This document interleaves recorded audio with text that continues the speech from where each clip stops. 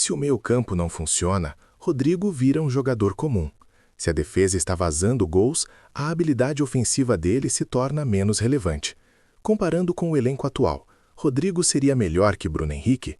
Tecnicamente, sim, mas Bruno Henrique traz outras coisas, traz raça, traz experiência, traz entrega. Rodrigo seria melhor que Everton Cebolinha? Em tese, sim, mas Cebolinha tem um custo de oportunidade menor, ele já está no clube, já está sendo pago. Trazer Rodrigo significaria ter Cebolinha no banco recebendo salário alto, e isso é desperdício de recurso. A construção de elenco não é só sobre ter os melhores jogadores, é sobre ter a melhor relação custo-benefício. Vamos falar da realidade política dentro do clube. Uma contratação desse porte não é decisão técnica, é decisão política. O presidente que aprovar um investimento de R$500 milhão em um jogador está colocando o próprio mandato em risco. Se der certo, ele vira herói. Se der errado, ele é lembrado como o cara que quebrou o clube. E isso influencia a tomada de decisão. Muitas vezes, a escolha não é feita com base no que é melhor para o clube, mas no que é menos arriscado politicamente. E trazer Rodrigo é arriscado demais. Tem ainda a pressão do calendário. O futebol brasileiro é exaustivo, são mais de 70 jogos por ano, com viagens longas, pouco tempo de descanso e uma intensidade física brutal. Rodrigo está acostumado com o calendário europeu, onde há pausas para seleções, onde há inverno europeu, onde os times jogam no máximo 60 partidas por temporada. A adaptação ao calendário brasileiro pode ser mais difícil do que parece. E se ele começar a sentir o desgaste, a render menos, a ficar machucado, o investimento perde valor rapidamente.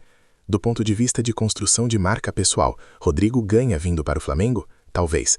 Ele se tornaria uma lenda instantânea, teria o carinho da maior torcida do país e poderia ser o rosto de uma nova era vitoriosa. Mas também correria o risco de manchar a carreira. Se as coisas derem errado, ele seria lembrado como o jogador que custou uma fortuna e não entregou. Na Europa, mesmo que ele seja coadjuvante no Real Madrid, ele está em um clube vencedor, em uma liga competitiva, com visibilidade global. No Brasil, ele seria uma estrela maior, mas em um mercado menor. É uma troca que precisa fazer sentido para ele também. A análise final que precisa ser feita é: o Flamengo precisa de Rodrigo ou o Flamengo quer Rodrigo? Porque necessidade e desejo são coisas diferentes. O time tem carências? Sim. Precisa de reforços? Também. Mas essas carências são resolvidas especificamente por Rodrigo ou poderiam ser resolvidas de outras formas mais eficientes?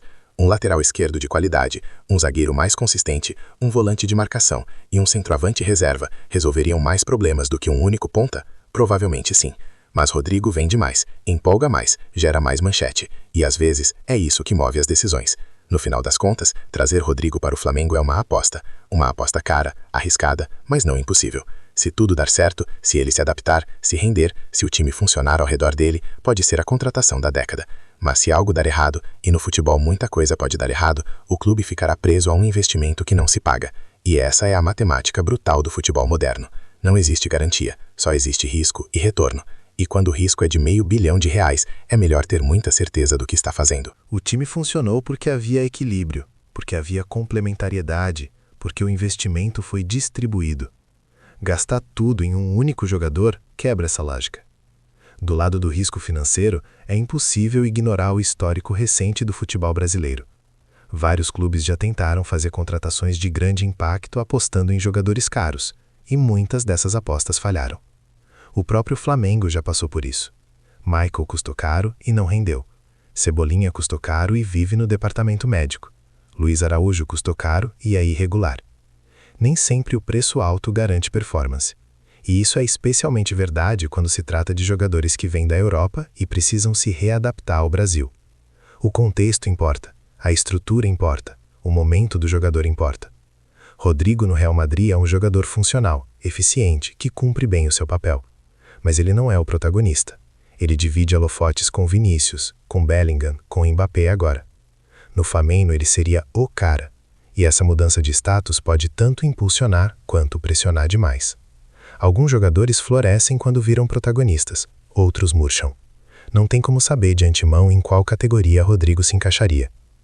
Tem ainda a questão do ciclo. O Flamengo está em um momento de transição. O elenco que ganhou tudo em 2019 está envelhecendo.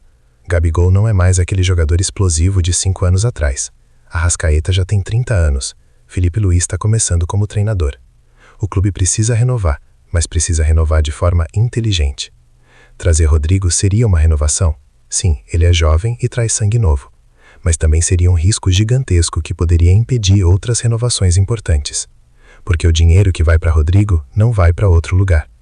Não dá para trazer Rodrigo e também reforçar a defesa, o meio-campo e ter opções de qualidade no banco. O orçamento tem limite. A pressão da torcida também não pode ser ignorada. O flamenguista médio vê Rodrigo jogando Champions League, marcando gol em final, e acha que trazer ele seria a solução para todos os problemas do time. Mas futebol não funciona assim. Um jogador sozinho não ganha campeonato. E a expectativa em cima de Rodrigo seria tão alta que qualquer vacilo viraria tragédia. Se ele perder um gol em uma final, vão dizer que o Flamengo jogou dinheiro fora. Se ele não fizer gol por 3 jogos seguidos, vão questionar se ele ainda é bom. A paciência da torcida com contratações caras é zero. Outro fator importante é a comparação com outras contratações recentes do futebol brasileiro. O Palmeiras trouxe Dudu de volta da China e pagou uma fortuna. Dudu teve momentos bons, mas também teve muitas lesões e oscilações. O Corinthians trouxe Renato Augusto de volta e o retorno foi irregular. O São Paulo investiu em Calleri e deu certo, mas Calleri não custou o que Rodrigo custaria. A realidade é que contratações caras no Brasil raramente valem o que custam. O mercado aqui não é eficiente como na Europa. Os clubes não têm estrutura para maximizar o rendimento desses jogadores, e isso precisa estar no cálculo. Pensando em termos puramente financeiros, existe uma conta que precisa fechar. Se o Flamengo gasta 500 milhões de reais em Rodrigo, quanto esse investimento precisa retornar para valer a pena? Em títulos, em receita, em valorização da marca? E mais importante, existe um plano B se der errado? Porque se Rodrigo não funcionar, o clube fica com um ativo desvalorizado, um salário altíssimo na folha e sem margem para corrigir o erro. É diferente de uma contratação de 20 milhões. Se um jogador de 20 milhões não funciona, você vende, contrata outro, segue em frente. Com meio bilhão investido, não existe margem de erro. Tem também a questão da idade e da janela de revenda. Rodrigo tem 24 anos. Se ele vier para o Flamengo, provavelmente ficaria até os 28, talvez 29. Depois disso, a chance de revenda para a Europa despenca. Então o Flamengo teria, no máximo, 4 ou 5 anos de rendimento premium, antes que o ativo comece a se desvalorizar. E nesses 4 ou 5 anos o clube precisaria ganhar praticamente tudo para justificar o investimento. Porque no final, futebol é sobre títulos. Se Rodrigo vier e o Flamengo ganhar 3 brasileiros, 2 Libertadores e uma Copa do Brasil, todo mundo vai dizer que valeu cada centavo. Mas se ele vier e o time ganhar apenas 1 ou 2 campeonatos menores, a conta não fecha. A questão tática também merece aprofundamento. Rodrigo não é um jogador de força física. Ele não vai ganhar divididas aéreas, não vai marcar lateral adversário em escanteio, não vai segurar a bola de costas pro gol. Ele é um jogador de velocidade, habilidade e movimentação. Isso significa que o Flamengo precisaria adaptar o sistema para maximizar o que Rodrigo faz de melhor. E nem sempre isso é simples. O time precisaria ter jogadores que cobrissem as deficiências dele, que criassem espaço para ele, que fornecessem bolas na medida certa. Se o meio-campo não funciona, Rodrigo vira um jogador comum. Se a defesa está vazando gols, a habilidade ofensiva dele se torna menos relevante. Comparando com o elenco atual, Rodrigo seria melhor que Bruno Henrique? Tecnicamente, sim, mas Bruno Henrique traz outras coisas, traz raça, traz experiência, traz entrega. Rodrigo seria melhor que Everton Cebolinha? Em tese, sim, mas Cebolinha tem um custo de oportunidade menor, ele já está no clube, já está sendo pago. Trazer Rodrigo significaria ter Cebolinha no banco recebendo salário alto, e isso é desperdício de recurso. A construção de elenco não é só sobre ter os melhores jogadores, é sobre ter a melhor relação custo-benefício. Vamos falar da realidade política dentro do clube. Uma contratação desse porte não é decisão técnica, é decisão política. O presidente que aprovar um investimento de R$500 milhão em um jogador está colocando o próprio mandato em risco. Se der certo, ele vira herói. Se der errado, ele é lembrado como o cara que quebrou o clube. E isso influencia a tomada de decisão. Muitas vezes, a escolha não é feita com base no que é melhor para o clube, mas no que é menos arriscado politicamente. E trazer Rodrigo é arriscado demais. Tem ainda a pressão do calendário.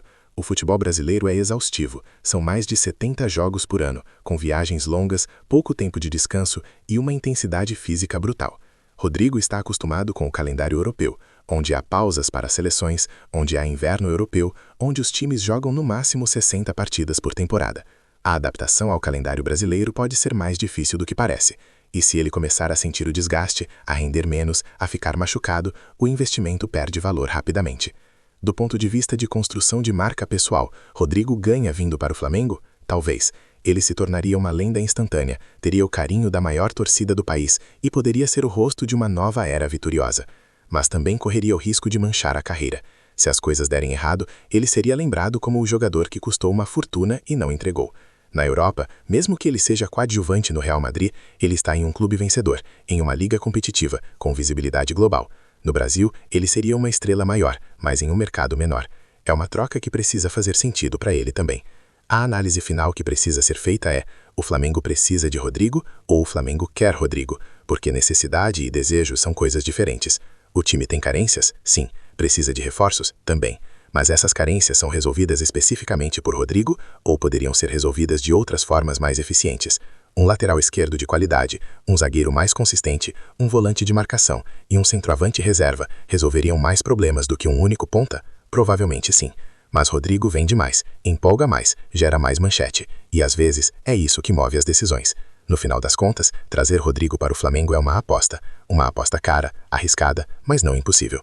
Se tudo dar certo, se ele se adaptar, se render, se o time funcionar ao redor dele, pode ser a contratação da década. Mas se algo dar errado, e no futebol muita coisa pode dar errado, o clube ficará preso a um investimento que não se paga. E essa é a matemática brutal do futebol moderno. Não existe garantia, só existe risco e retorno. E quando o risco é de R$500 milhão, é melhor ter muita certeza do que está fazendo. O time funcionou porque havia equilíbrio, porque havia complementariedade, porque o investimento foi distribuído. Gastar tudo em um único jogador quebra essa lógica. Do lado do risco financeiro, é impossível ignorar o histórico recente do futebol brasileiro. Vários clubes já tentaram fazer contratações de grande impacto apostando em jogadores caros, e muitas dessas apostas falharam. O próprio Flamengo já passou por isso. Michael custou caro e não rendeu. Cebolinha custou caro e vive no departamento médico. Luiz Araújo custou caro e é irregular. Nem sempre o preço alto garante performance. E isso é especialmente verdade quando se trata de jogadores que vêm da Europa e precisam se readaptar ao Brasil. O contexto importa, a estrutura importa, o momento do jogador importa. Rodrigo no Real Madrid é um jogador funcional, eficiente, que cumpre bem o seu papel. Mas ele não é o protagonista. Ele divide holofotes com Vinícius, com Bellingham, com Mbappé agora. No Flamengo ele seria o cara, e essa mudança de status pode tanto impulsionar quanto pressionar demais. Alguns jogadores florescem quando viram protagonistas, outros murcham. Não tem como saber de antemão em qual categoria Rodrigo se encaixaria. Tem ainda a questão do ciclo. O Flamengo está em um momento de transição. O elenco que ganhou tudo em 2019 está envelhecendo. Gabigol não é mais aquele jogador explosivo de 5 anos atrás. Arrascaeta já tem 30 anos. Felipe Luís está começando como treinador. O clube precisa renovar, mas precisa renovar de forma inteligente. Trazer Rodrigo seria uma renovação? Sim, ele é jovem e traz sangue novo. Mas também seria um risco gigantesco que poderia impedir outras renovações importantes. Porque o dinheiro que vai para Rodrigo não vai para outro lugar. Não dá para trazer Rodrigo e também reforçar a defesa, o meio-campo e ter opções de qualidade no banco. O orçamento tem limite. A pressão da torcida também não pode ser ignorada. O flamenguista médio vê Rodrigo jogando Champions League, marcando gol em final, e acha que trazer ele seria a solução para todos os problemas do time. Mas futebol não funciona assim. Um jogador sozinho não ganha campeonato. E a expectativa em cima de Rodrigo seria tão alta que qualquer vacilo viraria tragédia. Se ele perder um gol em uma final, vão dizer que o Flamengo jogou dinheiro fora. Se ele não fizer gol por 3 jogos seguidos, vão questionar se ele ainda é bom. A paciência da torcida com contratações caras é zero. Outro fator importante é a comparação com outras contratações recentes do futebol brasileiro. O Palmeiras trouxe Dudu de volta da China e pagou uma fortuna. Dudu teve momentos bons, mas também teve muitas lesões e oscilações. O Corinthians trouxe Renato Augusto de volta e o retorno foi irregular. O São Paulo investiu em Caleri e deu certo, mas Caleri não custou o que Rodrigo custaria. A realidade é que contratações caras no Brasil raramente valem o que custam. O mercado aqui não é eficiente como na Europa. Os clubes não têm estrutura para maximizar o rendimento desses jogadores, e isso precisa estar no cálculo. Pensando em termos puramente financeiros, existe uma conta que precisa fechar. Se o Flamengo gasta R$500 milhões em Rodrigo, quanto esse investimento precisa retornar para valer a pena? Em títulos, em receita, em valorização da marca? E mais importante, existe um plano B se der errado? Porque se Rodrigo não funcionar, o clube fica com um ativo desvalorizado, um salário altíssimo na folha e sem margem para corrigir o erro. É diferente de uma contratação de 20 milhões. Se um jogador de 20 milhões não funciona, você vende, contrata outro, segue em frente. Com meio bilhão investido, não existe margem de erro. Tem também a questão da idade e da janela de revenda. Rodrigo tem 24 anos. Se ele vier para o Flamengo, provavelmente ficaria até os 28, talvez 29. Depois disso, a chance de revenda para a Europa despenca. Então o Flamengo teria, no máximo, 4 ou 5 anos de rendimento premium, antes que o ativo comece a se desvalorizar. E nesses 4 ou 5 anos o clube precisaria ganhar praticamente tudo para justificar o investimento.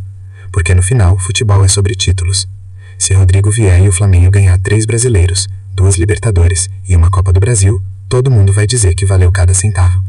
Mas se ele vier e o time ganhar apenas 1 ou 2 campeonatos menores, a conta não fecha. A questão tática também merece aprofundamento.